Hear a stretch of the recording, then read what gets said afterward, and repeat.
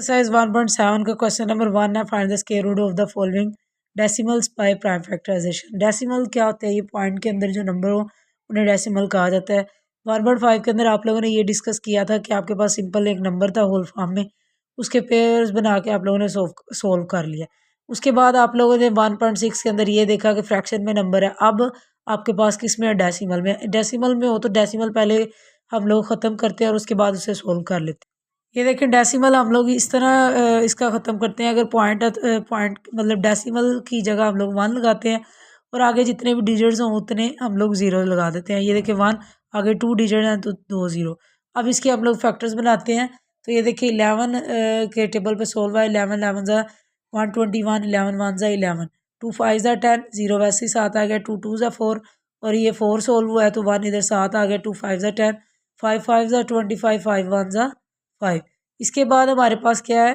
121/100 है तो इसके अपने पेयर जो बने हैं 11 का है, 2 का और 5 का। Taking square root on both side, तो 11 आपके पास है, ये आपका पेयर एक दफ़ा लिखा जाता है, स्क्वायर रूट से कट जाता है। ये सारी डिस्कशन हमने की हुई है 1.5 के अंदर भी। तो 11/10। अब यहाँ से मेन बात यह है कि अगर आपके पास डिनोमिनेटर में 10 हो, 100 हो, 1000 हो, आप लोगों ने इस चीज़ को देखना है। अगर जितने भी आपके पास जीरोज़ है उतने जीरोस काउंट करके इधर से आप लोगों ने डिजिट छोड़ के पॉइंट लगा देना।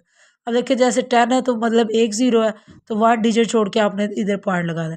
अगर 100 होता है तो 2 डिजिट छोड़ के यानी कि 11 के आगे पॉइंट लगना था। 3 होता है तो फिर 0 हम खुद लगा के आगे पॉइंट लगाना था। यानी कि इस तरह आप लोग पॉइंट को एडजस्ट करते हैं। ठीक है, इधर वाली साइड से आप लोगों ने डिजिट्स को छोड़कर अपना पॉइंट एडजस्ट करना है। इसके बाद 0.64 है, 60 पॉइंट ख़त्म हुआ, 100 आ गई आपके पास, 64/100। और इसके 100 के सेम वही फैक्टर्स हैं 64 के देख लेते हैं। 2 3 ज़ा 6, 2 2 ज़ा 4, 2 1 ज़ा 2, ये 1 साथ चले, 2 6 ज़ा 12, 2 8 ज़ा 16, 2 4 ज़ा 8, 2 2 ज़ा 4, 2 1 ज़ा 2।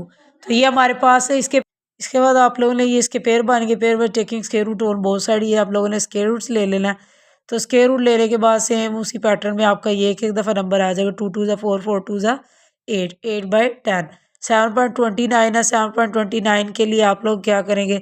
सेम फिर अपने डेसिमल ख़त्म करना है। डेसिमल ख़त्म करने के बाद ये पेयर्स बनाए हैं तो पेयर्स फैक्टर्स इसके किस तरह इसके फैक्टर्स देखें। 3 2 ज़ा 6, 1 इधर साथ आ गया, 3 4 ज़ा 12, 3 3 ज़ा 9, 3 8 ज़ा 24, 3 1 ज़ा 3, 3 2 ज़ा 6 और ये आपके पास आ जाएगा 2 और 3 7 ज़ा 21, 3 9 ज़ा 27, 3 3 ज़ा 9, 3 1 ज़ा 3। ये बार बार आपको एक बात कर रही हूँ कि 3 8 ज़ा 24, यानी कि आप लोग ये वाला नंबर लिखते हैं। कुछ बच्चे ये नंबर कभी लिख देते हैं, कभी ये नंबर टेबल आप लोगों ने इधर लिखना करना है, नंबर आप लोगों ने इधर लिखना है। ठीक है, अब इसके बाद आप लोगों ने ये पेयर्स बना के सेम उसी पैटर्न को फॉलो करते हुए क्वेश्चन को सोल्व, बल्कि इसके जो इससे पहले दूसरे वाला पार्ट है उसके अंदर भी पॉइंट को एडजस्ट करें तो ये आपके पास क्या आ जाएगा? 0.8। अब देखिए इसका 27/10 आता है तो 0 है तो 7 के आगे क्या आ जाएगा? पॉइंट आ जाएगा।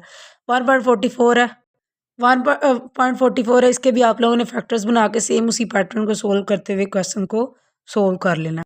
1.69 है। इसके देखिए ये अब बनेंगे 13 पे ही सोल्व होगा। इस तरह के आप लोगों ने पेयर्स याद रखने किस किस तरह सोल्व होते हैं जो एग्जैक्ट हो। तो ये 13 पे है, 100 का आप लोग सिंपल कर लेंगे लास्ट पे, फिर वही बात 0 है तो एक डिजिट छोड़ के पॉइंट। 12.25 है ये आपके पास, ये इसके ये फैक्टर्स बन जाएंगे तो यहाँ पर डायरेक्ट 7 7 49, तो ये आपके पास सोल्व हो जाएगा।